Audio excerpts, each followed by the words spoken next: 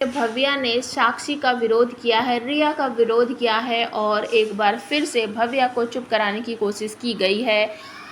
बुआ माँ और साक्षी के द्वारा। तो घर में फिर से रिया को लाया गया है झूठ बोलकर, या फिर ये सच है आप हमें कमेंट करके बताया यह जा रहा है कि रिया ने अपने हाथ की नस वस काट ली थी और उसकी बहुत ज़्यादा तबीयत ख़राब है। जब भव्य और रिशांक आते हैं तो रिया भागकर रिशांक के गले लग जाती है और उससे कहती है कि आई एम सॉरी, मैं तुम्हारे बिना नहीं रह पा रही हूँ, प्लीज़ मुझे अपने साथ रहने दो। भव्य इस बात पर एतराज़ जताती है कि ऐसा कैसे हो सकता है, हम दोनों की शादी हो चुकी है, रिशांक मेरा पति है और मैं ये कैसे देख सकती हूँ कि इस घर में उसकी एक्स रहे। इस बात को लेकर भव्य को डांटती है साक्षी और कहती है कि तुम्हारा मतलब क्या है, क्या तुम कुछ भी कैसे बोल सकती हो, ये हमारा घर है, ये हम तय करेंगे कि इस घर में कौन रहेगा और कौन नहीं रहेगा। लेकिन फिर से बुआ माँ इशारा करती है रिया के पास, तो रिया अपना बैलेंस बिगड़ने की कोशिश करती है और रिशांक के ऊपर फिर से गिर पड़ती है। रिशांक उसे सहारा देकर बैठाता है और इसके बाद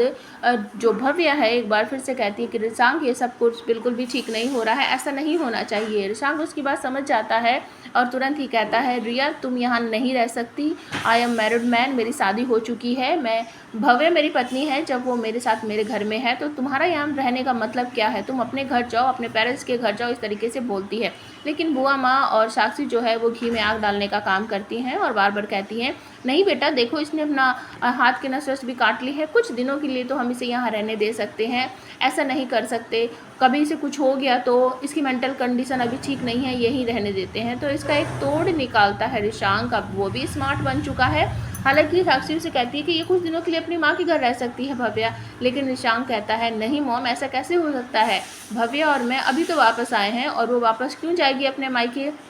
जिसको जाना है वही जाएगा यहाँ से, भव्या मेरे साथ रहेगी, ये घर उसका भी है और उसका भी हक है ओपिनियन देने का किसी भी बात के बारे में। तो आपको देखने को मिलेगा कि जैसा प्रोमो दिखाया जा रहा है कि रिशांक जो इस बात का तोड़ निकाल लेता है, जो रिया है उसके मॉम डैड को ले आता है और उनको कहता है कि अपनी बेटी को लेकर जाइए और इसका दिमाग ख़राब हो गया है, जानबूझकर ये मेरे करीब आने की कोशिश करती है, बार बार मेरे घर में घुस आती है, नस काट लूँगी, ये कर लूँगी, वो कर लूँगी, इसे किसी पागल खाने में ले जाइए, किसी अच्छे डॉक्टर को दिखाइए, इसने मेरा जीना हराम कर दिया है। अंकल आंटी आप देख सकते हो मेरी शादी भव्य से हो गई है, उसके बाद भी ये मेरे साथ या मेरे घर में कैसे रह सकती है, मैं अपने पत्नी के साथ खुश हूँ, तो आप प्लीज़ इसे लेकर जाइए। अब जो रिया है वो चाकू उठाकर फिर से अपना हाथ वाथ काटने की कोशिश करती है और डराने की कोशिश करती है कि मैं नहीं जाऊंगी, मैं यहीं रहूंगी। तो रिशांक उसका हाथ पकड़ लेता है और चाकू वाकू छीन कर उसके मोम डैड को कहता है प्लीज़ अंकल आंटी से लेके जाइए, नहीं तो मैं पुलिस बुलाऊंगा।